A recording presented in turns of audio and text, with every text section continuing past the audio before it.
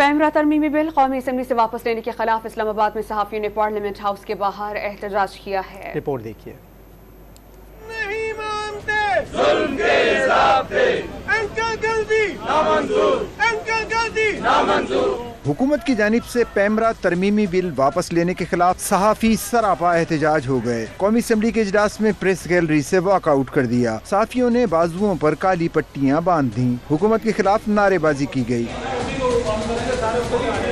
Parliament house کے باہر بھی احتجاج کیا گیا۔ مظاہرین کا موقف تھا کہ حکومت میڈیا کی آزادی، صحافیوں اور میڈیا ورکرز کے تحفظ کے لیے قانون سازی کی راہ میں رکاوٹ نہ بنے اور پیمرا ترمیمی بل کو قومی اسمبلی اور سینٹ سے منظور کرایا جائے۔